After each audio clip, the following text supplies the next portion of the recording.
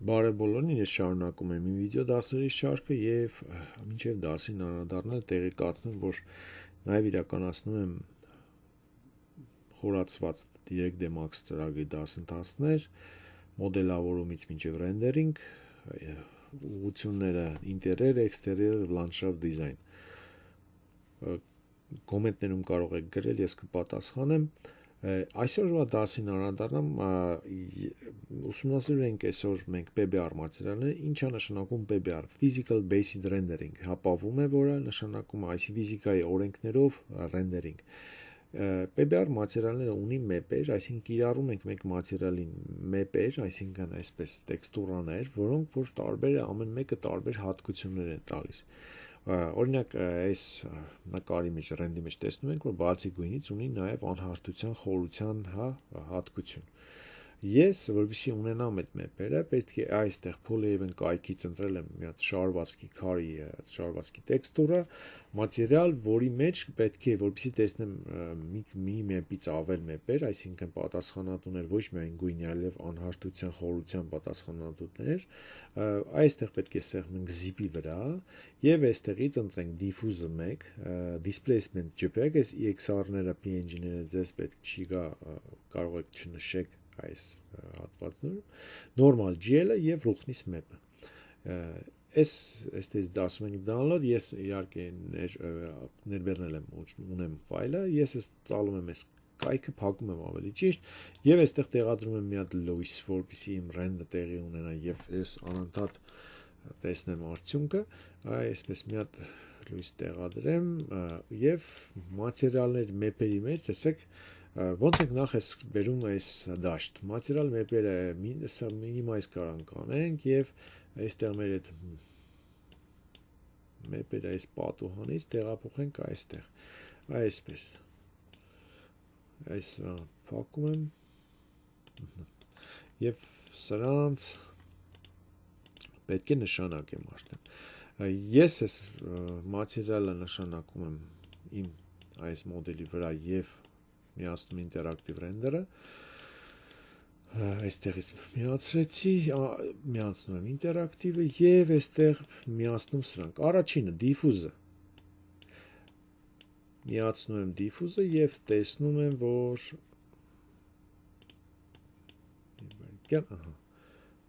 այսպես diffuse-ը միացնելով տեսա որ իմ այս 3D մոդելն ունի քարի շարվածք Ես որպեսզի անհարթությունները լավ տեսնեմ, ես պետք է այստեղից այս մատերիալների միջից այս reflection-ը բացեմ, սպիտակ դարձնեմ, իհարկե սա ճիշտ չի sense թողնելը, պետք է ես այստեղ glossiness-ից իջացնեմ, իհարկե սրա պատասխանատուն, հենց glossiness-ի պատասխանատու map-ը այստեղ այս սպիտակն է, ռուխնիսն է, ռուխնիս map-ն է Ես վերջում կնշանակեմ իհարկե դա ես այս պահին ես եմ իմ մոտավոր չափսերով այստեղ մոտավոր իմ ուզած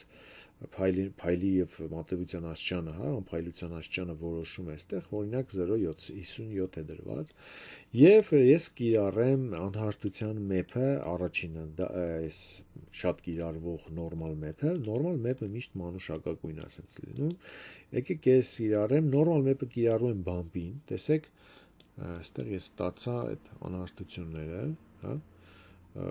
այսինքն այդ խորություններ, հա, փոսիկներ, բան։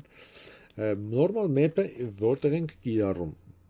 Կարելի ասել բոլոր մատերիալների մեջ կիրառելի է, ինքը massայական կիրառելի է եւ սրա հնեցված տարբերակը bump map-ն էր, որ սև ու սպիտակով էր եւ դա արդեն չի կիրառում,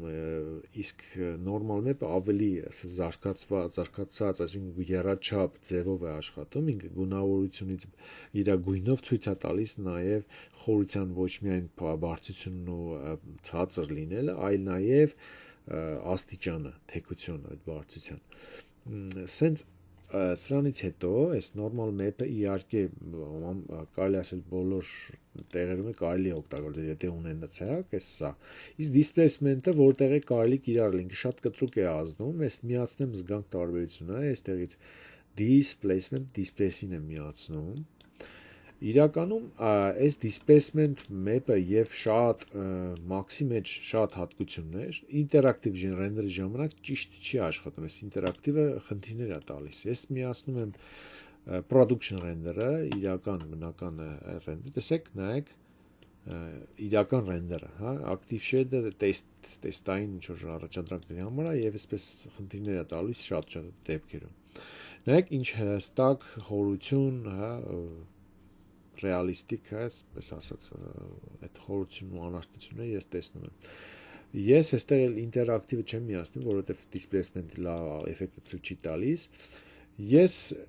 տեսնում եմ, որ այստեղ մատերիալի վրա սեղմեմ, basic-ը ծալեմ, այստեղ ամենաներկևում maps բաժնում, տեսնում եմ, որ bump-ից բացի որ displacement-ը դրված է, այստեղ 100%-ով է դրված, շատ է իրականում, 25% դարձնեմ ու եւ նորից rend անեմ։ Տեսեք, բավականին լավ է նայվում, արդեն քչացավ։ Այստեղ հասկանանք ռուխնիսի մասով։ Իրականում այս ռուխնիսը շատերը շփոթում են, միացնում են այս basic-ի ռուխնիսին, ստեղի ռուխնիսին։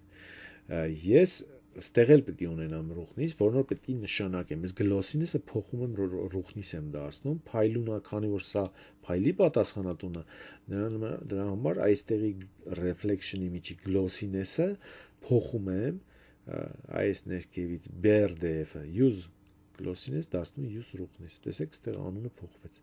Ռուխնիս դարավ եւ այստեղի թիվը, որն որ այստեղ փոփոխելով փոփոխվում էր, իհարկե այստեղ active shade-ը միացած չի դրա համար, նայեք maximum, այսինքն ռուխնիսը, maximum unpiled, եթե 0, maximum reflection-ը նշանակում։ Բայց այս թիվը էլ դեր չի խաղում, եթե մենք կիրառում ենք map-ը։ Map-ը ես այստեղ բերում միացնում եմ այս հատվածին, այսպես instance եմ ասում, եւ այստեղ ես ունեցա իրական ներբեռնած ֆայլի 3D մատերիալի իրական ֆայլի աստիճանով։ Այստեղ ինչով է տարբերվում normal map-ը displacement map-ից։ Normal map-ը կարելի է կիրառել բոլոր մեծ ծավալ պրոյեկտների մեջ, իսկ displacement map-ը այն հատվածներում, որտեղ ասենք հստակ դետալային ինչ-որ ցույց տալու բան ենք ուզում, հա, շատ մոտիկից ինչ-որ պրոյեկտ ունենք, որը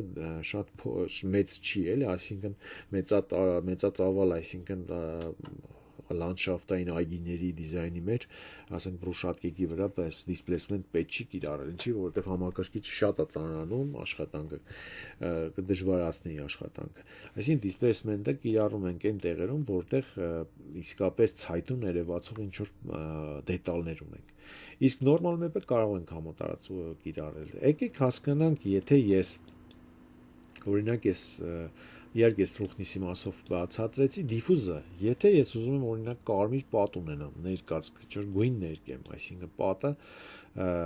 գույն ունենա, բայց այստեղ փոփոսիկները այս անհարթությունները լինեն ոնց որ կա։ Ես ոնց եմ ստանում, դիֆուզից անջատում եմ այս